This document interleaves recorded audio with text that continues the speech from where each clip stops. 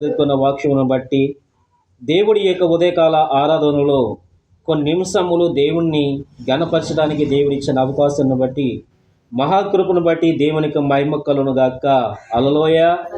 ఇక యెర్మీయా గ్రంథము 31వ అధ్యాయము 21 నుండి 22వ వచనం వరకు మనం చదువుకున్న లేఖనము నుండి కొన్ని మాటలు మనము ధ్యానించుకుంటున్నాం. చాలా జాగ్రత్తగా ఆలకించాలి. ఇజ్రాయేలు కుమారి సరిహద్దు రాళ్ళను పాటించమని దేవుడు చెబుతున్నాడు. హల్లెలూయ. దేవుని యొక్క బిడ్డలారా, మీ యొక్క సరిహద్దు రాళ్ళను పాటించుకో. దోవ చూపు స్తంభములను నిలబెట్టము. ఈ యొక్క దోవ మరి ఏ ద్వారా వెళ్ళాలో దానికి స్తంభము నిలబెట్టాలంటున్నాడు. నీవు వెళ్ళిన రాజ్య మార్గముల తట్టు నీ మనసు నిలుపుకుని తిరుగుమని దేవుడు సెలవిస్తున్నాడు. హల్లెలూయ. రాజ్య మార్గముల తట్టు నీ మనస్సును నిలుపుకోవాలి.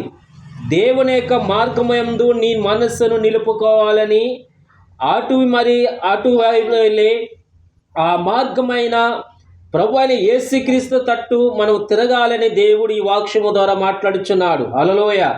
ఈ 22వ వచనములు అంటున్నాడు, ఈ పట్టణమునకు తిరిగి రమ్ము అంటున్నాడు. హల్లెలూయ. నీ పట్టణము ఏదో దానికి వద్దకు నువ్వు తిరిగి రావాలి. నీవు ఎన్నాళ్ళు అటు ఇటు తిరుగులాడదవు. విశ్వాస గతురాలారా, యెహోవా నీ దేశములో నూతనమైన కార్యము జరిగించుచున్నాడు. హల్లెలూయ. మన పట్ల దేవుడు నూతనమైన కార్యములు జరిగిస్తూ ఉన్నాడు. మనము దేవుని యొక్క బిడ్డలమై ఉన్నాము గనుక మరి ఇక్కడ రాజ్య మార్గములో మరి ఇక్కడ ఏమంటున్నాడంటే సరిహద్దు రాళ్ళను పాటించాలి అంటున్నాడు. ఇది యొక్క సరిహద్దు రాళ్ళు గురించి మనము ఆలోచన చేస్తుంటే మరి ప్రియమైన వాళ్ళరా, ఇది 2 విధాలుగా మనకి ఉన్నట్టుగా మనము దేవుని యొక్క లేఖనము సెలవిస్తూ ఉంది. హల్లెలూయ. ఇక్కడ యోబు గురించి మనము చూస్తూ ఉన్నప్పుడు యోబు రాసిన గ్రంథములో 1వ అధ్యాయము 10వ వచనములు అంటున్నాడు, నీవు అతని ఇంటి వారికి అతనికి కలిగిన సమస్తమునకును చుట్టూ కంచి వేసితివి గనుక నీవు అతనిని చేతి పనిని దీవించుట చేత అతని ఆస్తి దేశములో బహుగా విస్తరించుచున్నది. హల్లెలూయ. ఇక్కడ యోబు దగ్గరికి మనం వచ్చుతున్నప్పుడు యోబు మరి ఈ యొక్క సాతాను అటు ఇటు తిరుగుతూ దేవుని యొక్క సన్నిధానమునికి వెళ్ళాడు. హల్లెలూయ. ఈ భూలోకములో అటు ఇటు తిరుగుతూ వాడి తెలియకుండా దేవుని యొక్క ఆ యొక్క సభలోనికి, దేవుని యొక్క మందిరములోనికి, దేవుని యొక్క సన్నిధానములోనికి వాడికి తెలియకుండానే వెళ్ళిపోయాడు. హల్లెలూయ. ఎక్కడికి వెళ్ళిపోయాడమ్మా? దేవుని యొక్క సన్నిధానమునికి లూసిఫర్ వెళ్ళిపోయాడు. వెళ్ళిపోయిన తర్వాత నువ్వు ఎవరో అని అడిగితే నేను ఈ భూలోకములో అటు ఇటు తిరుగుతూ నేను వచ్చానని చెబుతున్నాడు. హల్లెలూయ. సరే, మంచిది, వచ్చావు, కానీ మరి ఆ యొక్క భూలోకంలో నా యొక్క కుమారుడు ఉన్నాడు, యోబు ఉన్నాడు, అతని గురించి నీకు తెలుసా అని అంటే, ఓ యోబు ఎందుకు నాకు తెలియదు? యోబు నాకు తెలియకుంటుందా? సాతానుకు తెలియకుండా ఏదైనా ఉన్నదా? దేని స్తోత్రం. సాతానుకు తెలియకుండా ఏమీ లేదండి. హల్లెలూయ. కానీ దేవుడు ఏమి చేస్తాడంటే ఆయన పిల్లల చుట్టూ ఆయన యొక్క ఎవరైతే వధువుగా ఉంటారో, ఎవరైతే దేవుని యొక్క పిల్లలుగా ఉంటారో, ఎవరైతే దేవుని యొక్క వాక్యమును ఎరిగి ఉంటారో, ఎవరైతే యథార్థ హృదయం కలిగి ఉంటారో, ఎవరైతే నిజాయితీగా ఉంటారో, ఎవరు మనసు అయితే దేవుని యొక్క సన్నిధానములో ఎదురు చూస్తాదో, దేవుడు ఏమి చేస్తున్నాడంటే ఆయన పిల్లల చుట్టూ ఏమి చేస్తున్నాడు? కంచి వేస్తున్నాడు. హల్లెలూయ. ఏం వేస్తాడండి? కంచి వేస్తున్నాడు. ఎందుకు తెలియదు కానీ నీవు అతని ఇంటి అంతటా కూడా నీవేమి చేసావంటే చుట్టూ కంచి వేసావు కదా, నేను వెళ్ళకుండా నువ్వు చేసావు కదా. ఆ యొక్క మరి చుట్టూ నువ్వు కంచి నాటడం చేత నేను అతని దగ్గరికి నేను వెళ్ళలేకపోయానని ఇక్కడ లేఖనము చదివిస్తుంది. దేని స్తోత్రం.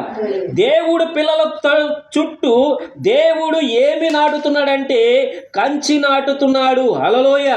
మన చుట్టూ ఏమి ఉన్నదంటే కంచి ఉన్నది. ఇది ప్రార్థన అనే యొక్క కంచి. హల్లెలూయ. ఏ కంచింది? ప్రార్థన అనే కంచి, విశ్వాసం అనే కంచి, దేవునికి వాక్యం అనే కంచి. హల్లెలూయా.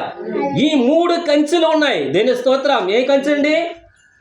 ప్రార్థన అనే కంచి, విశ్వాసం అనే కంచి, వాక్యం అనే కంచి. ఈ 3 కంచెల ద్వారా దేవుడు మనకు గృహమును చుట్టూ ఏమి చేశాడు? కంచి నాటాడు. దేని స్తోత్రం. దేవుని యొక్క ప్రార్థన శక్తి చేత మనకు ఆ కుటుంబము వర్ధల చేస్తున్నది. దేవుని యొక్క కాపుదలలో మన యొక్క గృహము ఉన్నట్టుగా ఈ లేఖను బట్టి మనము చూస్తున్నాం. దేని స్తోత్రం. యోబును ఆ కంచి తీసేస్తే అతను శోధించడానికి నేను వెళ్తానని ఆ యొక్క సాతాను చెప్పినట్టుగా మనం చూస్తున్నాం. దేని స్తోత్రం. నువ్వు దేవుడు అతనిని యోబుని ఆశీర్వదించావు గనుకని అతడు గొప్ప ధనవంతుడు అయ్యాడు, విస్తరించాడని సాక్ష్యము చెబుతున్నాడు. దేని స్తోత్రం.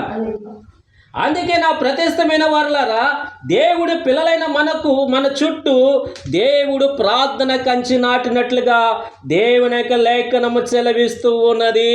దేని స్తోత్రం. అందుకే కీర్తన గ్రంథము 127వ కీర్తనలో 1వ అధ్యాయములో ఇలాగంటున్నాడు, యెహోవా ఇల్లు కట్టించని ఎడల దానిని కట్టి వారి ప్రయాసము వ్యర్థమే. దేని స్తోత్రం. యెహోవా ఇల్లు కట్టించని ఎడల దాని కట్టి వారికి యొక్క ప్రయాసము వ్యర్థమే.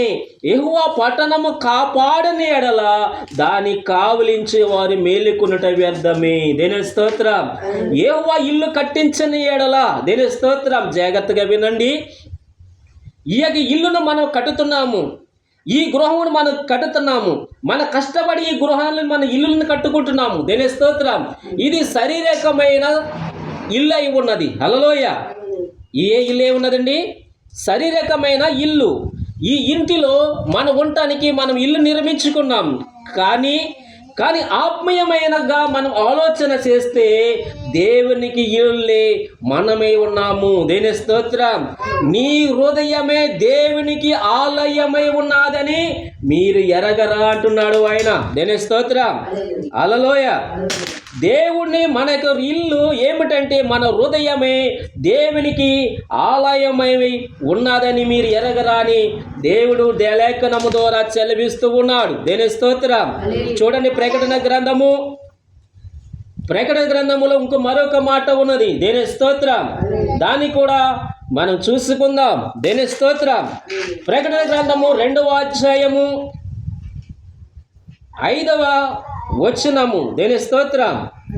2:5 వచనములో దేవుడు ఇక్కడ అంటున్నాడు, నీవు ఏ స్థితిలో నుండి పడితేవో అది జ్ఞాపకము చేసుకునుము, చేసిన మారు మనసు పొంది ఆ మొదటి క్రియను చేయుము, అటు చేసిన ఎడల మీరు మారు మనసు పొందితేనే సరి. దేని స్తోత్రం. హల్లెలూయా. చాలా జాగ్రత్తగా వినండి. హల్లెలూయా. ఇక్కడ దేవుని యొక్క లేఖనము చెబుతుంది కదా, నీవు ఏ స్థితిలో ఉండి పడితేవో అది జ్ఞాపకము చేసుకునుము. దేని స్తోత్రం. మనము ఏ స్థితిలో పడిపోయామో, నీవు ఏ స్థితిలో ఉన్నావో అది నీవు జ్ఞాపకము చేసుకో. దేని స్తోత్రం. మనము చేసిన అతిక్రమములు, మనం చేసిన పాపములు, ఎప్పుడైతే మనము ఏ స్థితిలో పడిపోయామో ఆ స్థితి కాడికి మనము రావాలి. దేని స్తోత్రం. ఆ మొదటి క్రియ దగ్గరకు రావాలి. ఆ మొదటి క్రియ దగ్గరకు మనం వచ్చి అటు చేసి నీవు మారు మనసు పొందితేనే సరి.